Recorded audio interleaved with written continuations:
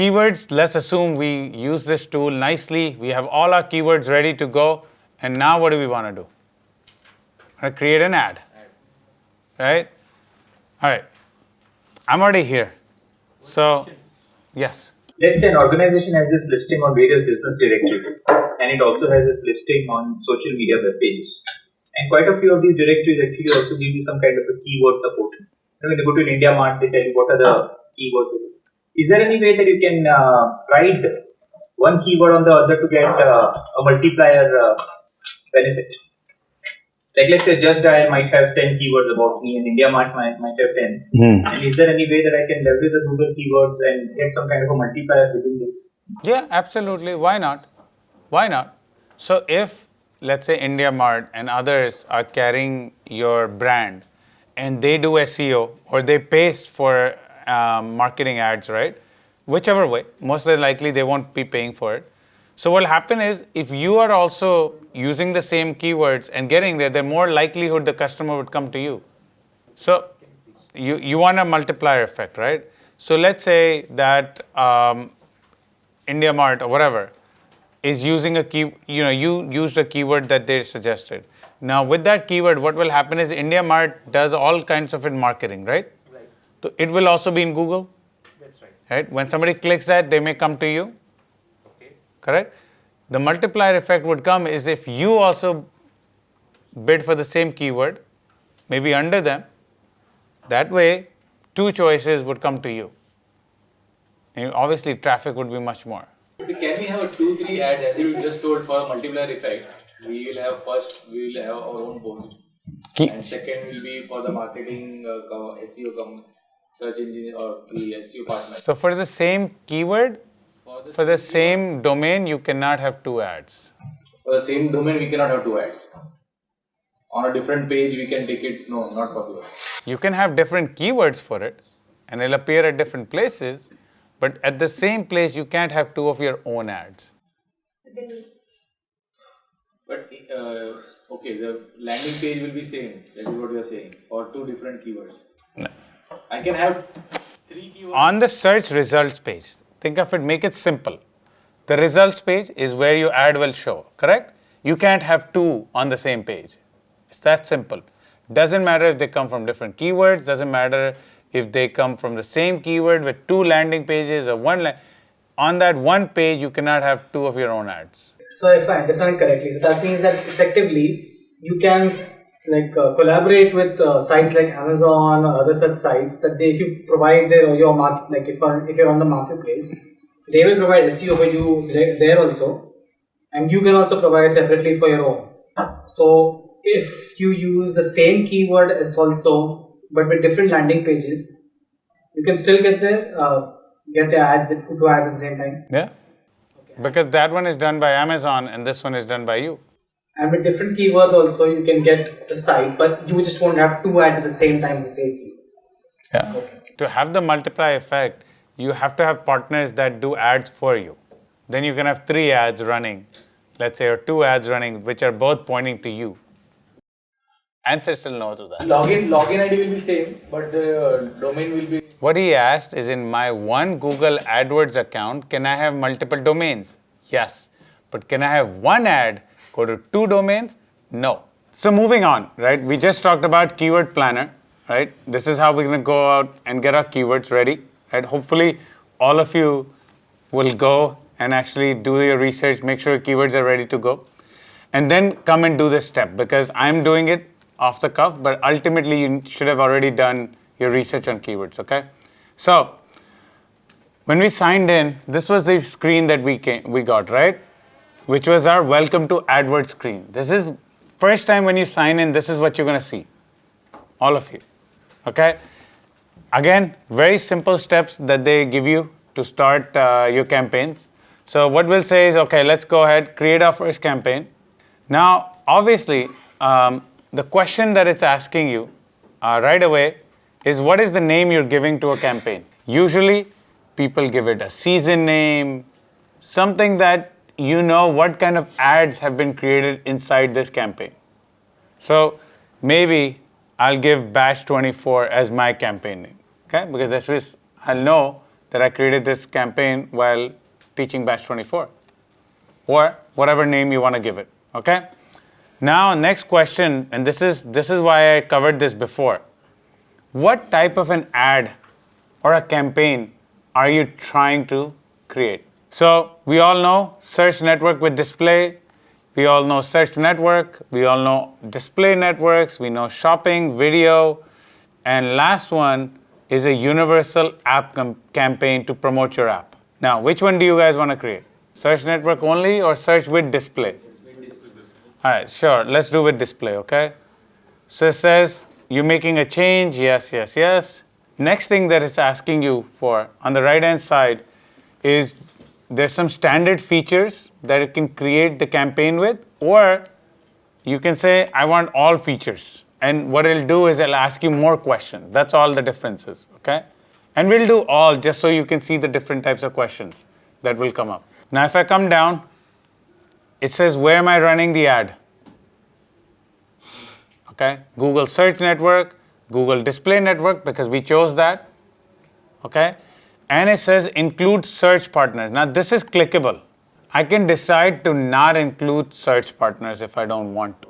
Let's say you say, you know what, I don't want my ad on search partners. Let's take it out. Okay, so I take it out.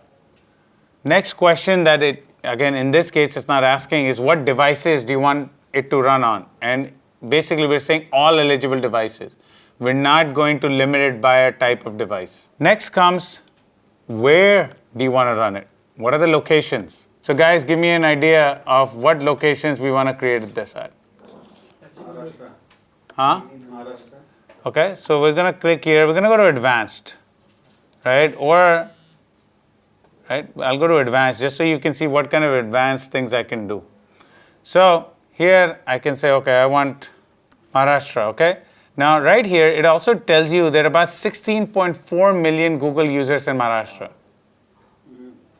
approximately. I can add this, okay? Now, here on the map, it's showing you Maharashtra.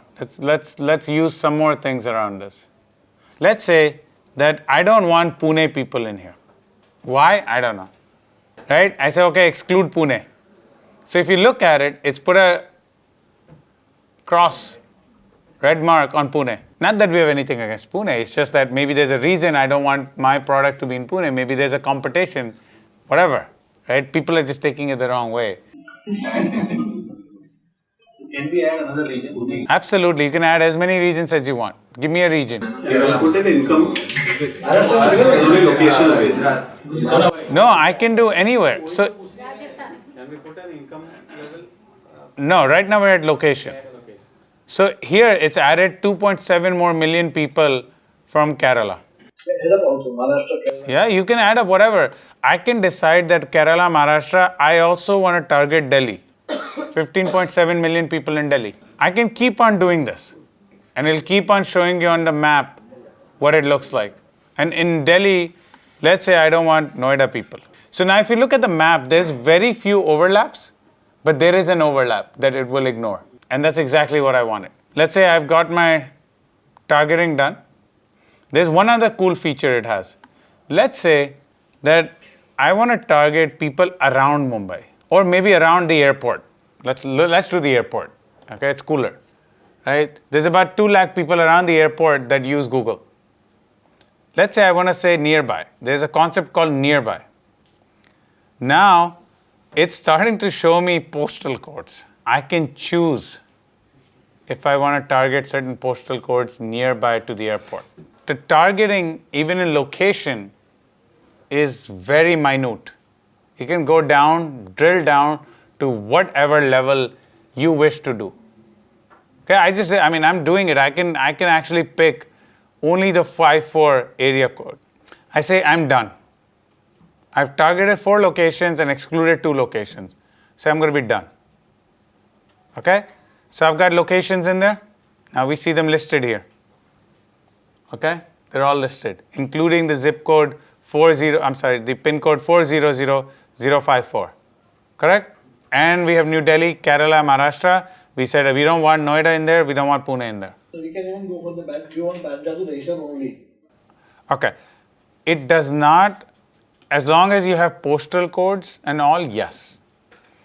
If you try to do this where you want, let's say Bandra, what it's going to do it, if you look at it, it's bringing it based on postal codes. Okay, 50 and 51. It is not basing it on Bandra. Okay, India mein regions itne defined nahi hai. Let's say I'm in the US. I just want to show you what kind of segmenting it'll do in the US, right? I can say that I wanted Upper West Side in New York. It's an area, right? So it picks that up and it's telling me that's 10019. Just pick that. India still, there's constantly adding. Abroad at other countries, it's down to whatever level you want it to go. You can say, well, not really street. The number of people, let's say in Pune, were 81 lakh something, right? Yes. Now that includes tabs, mobiles, and laptops, all three. Everything, any device using Google. Okay, that also includes Apple devices having Google, some kind of Google usage. It's any user that uses Google, doesn't matter device. On any browser also. Yes. Even on a Safari, someone is search for Google, it will get. Doesn't matter, anybody that's a Google user in that city. And by the way, these numbers can be off because certain households may have multiple numbers be counted, okay? So don't go by the numbers exactly, though Google does a very good job of actually having real numbers, but still, the numbers could be off a little bit. So these are IP addresses. No. These are users. Gmail users or accounts? Google users. They're not IP, they're not devices, they're users. No Gmails. And no, not particularly. So Gmail is one of Google products. But maybe I don't have a Gmail account, but I can still be a Google customer, right? But without a Gmail, you can't use any of the products. Why? Google search I can use anyway. Search is their biggest business. You see where it says location options and it says advanced? There's some very cool features here. Okay, if you look at it, it says, do I want to target people? That there's three options in both, target and exclude. Sorry, exclude as 2, target as 3. What are those 3 options? And listen to this carefully because each one of these options can give you a way to target properly. First one, do I want to target people in, searching for, or who show interest in my targeted location? So for instance, the locations we picked, do I want to show my ad to people that live there, to people that are searching for those locations, or who have shown interest in those locations? People that are in the targeted location, people that live in the targeted location. Third option, people searching for or who show interest in that location. So I'll give you an example how to use this.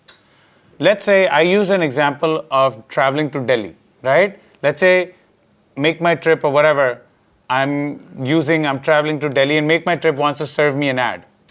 Now, why would they want to serve me an ad for a Delhi hotel when the way they would target me is saying that somebody who's searching for or who shows an interest in Delhi. Because I'm one of that. I don't live in Delhi. I'm that. Versus, let's say, a new shop has opened up in Delhi. They may want the second option. They only want people that live in that location. Why would I want a visitor?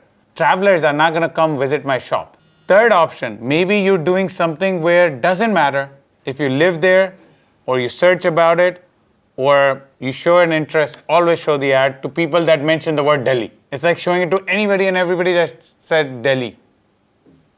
Okay? So you'll have to choose which one of this you want. Can you combine the 2 options? So you have 3 choices. The first and third seem the same. No, they're not. Third one does not have people living in it. Sorry, I couldn't see it. No problem. Third one doesn't have people living in it. Now, let's assume include, we say whatever, right? One of these. Now, there's also a way to exclude. Okay? So, what I may do is I may say, it says first option. I'll read the option that I'll tell you how to use it. It says people in, searching for, or who show interest in my excluded location. Remember I chose excluded and included? So it says exclude people that are living in those locations, searching for it, or shown interest in those locations, or people that live in that location. So usually I don't want people living in those locations to be part of my ad. And target, I want people searching for or who show interest in my target location. That's how I want it served. Is it necessary to include that with the exclude also we have to? You have to choose something, right? It doesn't let you not choose. You can just leave it at the first one, or you can choose the second one. But the exclude has to work. If you didn't choose any exclude city like I did, then it doesn't matter what option you chose in exclude, because it can't apply it to anything. You have to choose something for it to apply the exclude rule to. There is nothing you chose, right? Leave it blank. I chose two things. You can leave it blank. There's a question here. The first option that you've taken, target people searching for or who show interest in my targeted location. So let's say a person sitting in New York is actually showing interest in Mumbai. So on his particular page, it should show. Yes. Yes. Because he's actually looking for your location. Yes. He's not living in it, but anywhere Yes. else. Yes. So anybody types a certain reference point with Mumbai, then that person's list it will appear. Having a shop in one particular area can attract those customers only. Is it possible? Yes. That's what we said. Then you would target people in my targeted location. Only particular suburb. 58, 50, 51. Yeah. That's why what you would do is location, you would choose those postal codes and then come here and choose the middle option which says people in my targeted location. That way only the people living in those locations would actually see your ad. There is an option where we also saw some names and names, numbers, and the location map showing. So is that paid or that's part of this? All paid. You know, while you Google, like, just a continuation of this question. Let's say shop is in Andheri, and the shop is in Andheri. I do the maths accordingly. So will my name and number and all that appear there? If you want to, yeah. Oh, but that's paid or it's like. So there's two different things you're talking about. You're talking about Google's business listing, which is free, and you're talking about Google Ads, which are not free. Doesn't matter what you're doing with it. You can show an address, whatever, but it's not free. Moving on. What is a language? Gives you a choice of a lot of languages to choose. In case you are serving Hindi, you can do Hindi. I mean, none of you, I don't think, are creating ads anytime soon in Hindi. But if you do, you're able to target it. Next comes, what is your bidding strategy? Remember I told you, all payments in Google are by bidding. You don't just say, I want to pay 20 rupees. You have to bid that. And if you win, then you get that position. Or you may not. You may have to increase your bids or lower your bids, whichever way it goes, okay? So you have to choose what is your way to bid. Now I'm going to click the option just so you can see it. There's a whole bunch of things around this, okay? And even if I wanted for days to go through every single thing, I still wouldn't be able to tell you. Okay, I'll go through them very quickly. Okay, so there are automated bid strategies or there's manual bidding. Manual bidding is simple, one step. You say manual and you'll set what bid you want to put. Automated bidding strategies, there are many of them. If you look at it, the one that's coming by default is to maximize your clicks. So automatically Google would increase and decrease your bid to get you the maximum traffic. I don't know how much you want to do it. Unless you know and you're comfortable at what kind of traffic Google can drive to you and at what price. You have target CPA, which is cost per action. Correct? So you can do automated bid strategies on target CPA. So a CPA will be set and then Google will figure out what to bid on your behalf to hit that CPA. Target outranking share, okay, sets bids to help you outrank another domain. So let's say that you want to be number one all the time. You don't want anybody else to come to number one. So you do this. Then you don't worry about what price you're paying for it. You say, I'm going to outrank everybody. And you can do it. Okay? Then the first one sets bids to help you get your ads to the top of the page or on the first page of search results. So basically, it'll keep you on the first page somewhere. I'll just go through the others just so that you know that there's other options. Okay? This is automated to give you a target return on ad spend. So you know what? I say कि मैं 100 rupees spend करूँगा ना, मेरा ROI or return on ad spend should be X amount. Let's say 300 rupees. So I can actually create that target in Google. Okay, these are very advanced ways to create bidding. But hey, if you want to try it in the first time, do it. Otherwise, once you get a little used to it, then you can try it. Yes? They don't guarantee the target ROIs, right? After all, that would be easily manipulatable then. Sorry? That way. They can't guarantee the target ROIs, right? No, but they will try to hit it, and based on trying, they will move your bid up and down. I mean, they could guarantee it, then nobody would get anything else. You always get the same one. Correct. Yeah, one more question here. In this particular option, ROAS, let us say that a particular site has allocated 12% of the MRP value, right? So those have to be entered here, no? The MRP value. No. This is not going to ask you for MRP values. All it's going to ask you is that if you're committing 100 rupees, what is your target return on ad spend?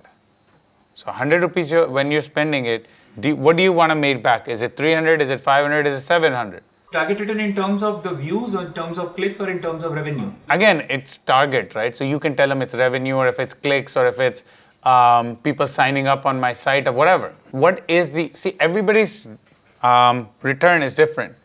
You as an e-commerce player may want revenue. Right. I may want registrations. Somebody else may want something else.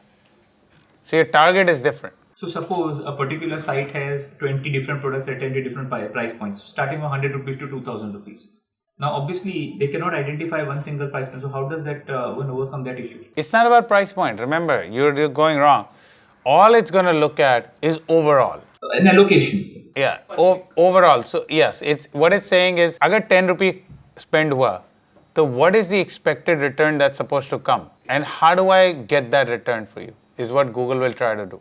Okay, now the extension of that is that in the earlier section we have planned our budgets and we have planned our bid price of 20 rupees, 1000 rupees and 20 rupees. Do all these actually work within that particular budget? So we're just coming to that. We still haven't set it up here. We just did research. We still need to do it here. But you can set it within that budget. So then Google will stop getting you any more hits. Yep. Now, one last thing on the strategy. It's called enhanced CPC. Okay. What happens is Google automatically will change your cost per click. Okay, to increase conversions. It tracks your conversion and tries to give you better bidding. Okay, so which one do you want to take forward? So manual CPC we on, and I can still turn on enable enhanced CPC on the right hand side, but to turn that on I need tracking. Okay, they will want any question. I mean, there won't be any. They don't give any choices for that. What? Manual, they don't give any choices. Do they give? No, choice is that you would set your own cost per click, own bid. So that's why the questions would be more. Because if you set any of this, right, what will happen is it's just ask you for a target and it's done. Okay, let's do it. We can try another one also. Okay, now what is the default bid that you want? In case you forget to set a bid or whatever, what is the default that you want? Let's say I want my default to be 1 rupee. I don't trust myself, right? How much is your budget per day? All right, somebody says 100, somebody says 1000. Let's use 1000. Now, how do you want that ad to be delivered? Okay, there's two ways. There's a standard way. So whatever time frame you give it, it will spend the ad money in that time frame evenly. So if you tell it 5 days, it will divide whatever money you're talking about. Even in a day, it'll spread it evenly. But in an accelerated one, which is a second option, what it's going to do is it's going to increase it. It's going to spend quickly. Okay, this may cause your budget to run out faster, by the way. They're even saying it. Okay, they're just saying quickly spend the budget as fast as you can spend it. So till now, we've actually just covered, how to send the ads out, right? Should they be in one optimized evenly way, the budget being divided, or do you accelerate them, right? Which is very quickly just spend the budget that you have. Because what happens is, the reason that is there, a lot of times your bid can actually be sped up, right? You say, I only want to spend 1,000 rupees a day. So it'll try to spread as much as possible. But that keyword may be something that can even absorb 5,000 or 10,000 a day. So when you do accelerated, it's going to quickly use up your budget. I don't know. You may have reasons why you want to use it or why you don't want to use it. Then moving on, right? There is something called ad extensions, and we saw an example of this earlier, right? We saw an example where they showed an address and a phone number, correct? So there's two types of ad extensions. The one you see up there are called manual ad extensions. They're called manual because you would choose to have them. And then there are a set of about 5 ad extensions that are dynamic or automated. Okay? So let me quickly tell you these, and I'll tell you the other 5 as well. So like they say, location, do you want your location to show up on your ad? Right? Obviously, I told you they may charge you more, but do you want your locations to show up? If you do, you can just simply select it. Do you want other links to your site to also show up? So I don't know if you've seen ads where there's an ad and then they have like 3 or 4 other links. That's coming from site links. The chances of a customer clicking on that ad increases if there's multiple links there. So for instance, let's say you're in jewelry, you're selling jewelry, but you've got 4 categories. You've got diamond rings, diamond earrings, diamond pendants, and diamond what? Necklaces. Right? So instead of just one ad, you can actually have all 4 of those also show up as site links. So if people want to just purchase diamond rings, they can just click on it and go. So you can choose that. You can extend it by putting a phone number there. Okay, we saw the example of that. We can extend it by giving a link to our app. So you can say, here's a link to our app, download it alongside with the ad. Okay? Or you can extend it with reviews, or you can extend it with some more text, what's called a call out. Call outs can be some sale, some discount, something more descriptive than what your page title and your description has. And lastly, with structured snippets. So basically, structured snippets are 2 predefined headers, okay, like brands, course degrees, or others that you can have them show. So basically what happens is, remember we talked about structured HTML yesterday, right? And they were talking about, we said that you can go to schema.org and you can set this up, okay? That's what we're talking about. So if you do set that up, actually you can select it here and that can also show up on your search results. I said there are 5 others that are automated, meaning if the search engine picks it up, they may choose to show this. And what are those 5, which are not listed up here, but if you do a search, you'll find them. They're things like consumer ratings. Remember when we were looking at it, we also said that in structured data, put your ratings in there. The reason we were saying it is because Google can also pick them up and show it to you. Show it to the consumers, I'm sorry. Small question here. You just mentioned schema a while ago. Can you just please explain the relation between structured snippets and schema?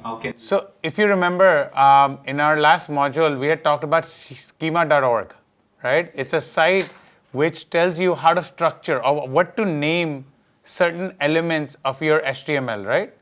If you remember, we were looking at... Schema talks to Google. Yes, that's what we were talking about. That's the language Google understands. So if we use that correctly, then here, we can actually have some of those things show up with our ad. So where does one actually have to put all those keywords? So in the HTML of your web page, you would actually put those schema tags in there or structured data tags in there so that Google will know what that data is. Okay? Like we're mentioning, one such thing is the rating, which we saw an example of. Right? So if you tell Google that, listen, the rating is 5 and overall rating you can get is 5, so it's 5 out of 5, right? And 25 people reviewed it, Google can actually show that as part of your ad. Now, when you're talking about schema, is it first and foremost, is it also in form of HTML only? Yes. So, what you have to do you have to download any extension of a software, or do you have to understand how to put that structure in your website? When you're creating that HTML, there is a structure that you have to put in. Okay, so if you go to schema.org, you'll see what those structures are. And you tell your developers that, and if they put it correctly, then Google will read it better. Coming back, there's 5 different ad extensions that are automated, right? So there's consumer ratings, there's seller ratings, okay, previous visits, dynamic site link extensions, and dynamic structured snippets. So even though here they're also part of manual, Google can choose to anyway insert them if they wish, these 5 things. So it's consumer ratings, right? Ratings and feedback consumers are giving you. Seller ratings. So let's say you sell somewhere, and those ratings you get as a seller. Previous visits. So if people are visiting certain pages previously, Google can choose to put that link readily available on the ad. Okay, dynamic site links, which we talked about already. Okay, that's both manual as well as automated. And then structured snippets, which is the last thing we were just discussing. That can also be manual, or Google can pick it up by itself. Okay, a lot of times nowadays they go pick it up by themselves. That we have to mention on our website. The structured data, yes, you have to mention it on your website. Can you elaborate a little more on previous visit? What exactly does it cover? So previous visits are if a customer is visiting you previously, right, and they come back on search results, Google can choose to automatically add that link to your ad. Let's say 10 of these people have visited one of your links, one particular link on your website. When you put an ad, Google can choose to automatically insert that link there from previous visits, because there's a reason why people visited that. No? There must have been some reason why people liked that page, and that's why they visited it. So Google will just insert it as part of the ad. So you only gave the number of the page link only, or number, that's all? So yes, it will also tell you if how many people have visited also. So it's a record of visits, which means let's say 20,000 people have visited a particular page. Google will actually have an archive of all that, linked to that particular ad. How does that help the advertiser? Because that means that there is a reason why people are visiting that page, right? Adds to the rating or somewhere, or no, that the page content must be useful. Rich content. Right? And because the page content is useful, that means you will get better conversion when a new person also comes to it. 20,000 people came to it. Right. Why did they come to it? Sure. So there's a reason they came. So if you give the same reason to a new customer, they will also convert better for the site. So where does the result show? Does it show in form of a counter? Does it show in form of yes, it shows as a counter also, page visits. Or it just actually takes you higher in the SEO rankings or something like that? I mean, where is the... No, rankings is separate. Yes, it does help in rankings, but that we talked in search engine optimization. Here we're referring very specifically to the ad. Right, so it does give you an idea that so many people visited, so it shows some kind of as a counter. Yes. So the 20,000, one person who comes there knows that so many people have visited, so there has to be something substantial in it for me. But this is an automated ad extension. You can't tell them to do it. If they choose, they could put it. All right, guys. So moving on, right? So we've set our campaign, right? We've told them what kind of ad extensions we want or don't want, okay? Next comes, how do we schedule? You can have start dates, you can have end dates, you can say, I don't have an end date, okay? Or you can create custom schedules. Remember, I also mentioned that some advertisers only advertise at certain times of the day. That's how you set this. You can actually set it by weekdays, you can set it by day, you can tell it, you know what, I only want to run between certain times, okay, even to the minute level, okay. So they give you an ability to schedule your ads to the minute. They will charge accordingly. No, charge has nothing to do. Charge has to do with either CPC, CPA, or CPM. What's the purpose of specifying the timings? Because who will see your ad at midnight? If I'm not being charged, But there might be people that are just browsing at रात को देख रहे हैं, दिख गया ad, click कर दिया. Now let's say that you are creating very localized ad. Maybe you want to only run it when your shop is open. You don't want to run it any other time, because why would if somebody sees it and clicks it and your shop is closed, it's a useless ad, especially if you're a restaurant. Let's say you're a restaurant, right? And you're located in Goregaon East and you close at 11 p.m. Why would you want to run your ad beyond that? Because somebody that was trying to find a restaurant in Goregaon East at that time of night wants food. They're not doing research, more than likely. If you show your ad, they click on it, they go there, you got charged, you're closed, you just got charged money and you didn't get any conversion. So you would want to run it at certain times. No loss as well. Sorry? There is no loss as well. I mean, there is no required to have timings specific. Another way to understand is if we have an internal process of customer promise that I will ship this products in a 24-hour day. So then, unless the order is received by say 5 p.m. within my office, only then my warehouse can take it out or ship it within the day, so that the customer will receive it by 12 hours or 14 hours. So that is where this will come very handy, where my internal process will get locked. Otherwise, people will arbitrarily keep giving 24 hours and then my guys in my office will not be able to service, or additional resources will be required otherwise. Yeah, so that is another good example. The other way that a lot of advertisers use it is they gauge when is the highest traffic time for their customers. And that's the only time they want to show the ad. Okay? So in the US, it's very well known that lunchtime is a big time. So some advertisers will only show their ads during lunchtime. Why not? Why waste rest of the day? Are they paying extra for that extra timing? No, but then the people that may come otherwise may or may not convert. But it's okay. Even if I got bulk of my customers in that time frame, why do I worry about the other time? But they are using visibility in a way. No, boss. Again, this is not about visibility. At the end of the day, this is about conversion. Of course, but still. Right? So if I can... One customer as well. So let's say that one customer came at 11 a.m. to you. Okay. Let's say 100 customers came. They didn't buy anything. But your prime target Of course, yeah. goes between, let's say, 12:30 and 1:30. Why would I waste my 100? Even if I could get it, why would I waste it on that? I'd rather just do it. And it also depends on your budget and your own strategy. Okay? It doesn't always have to be that I want total presence all the time.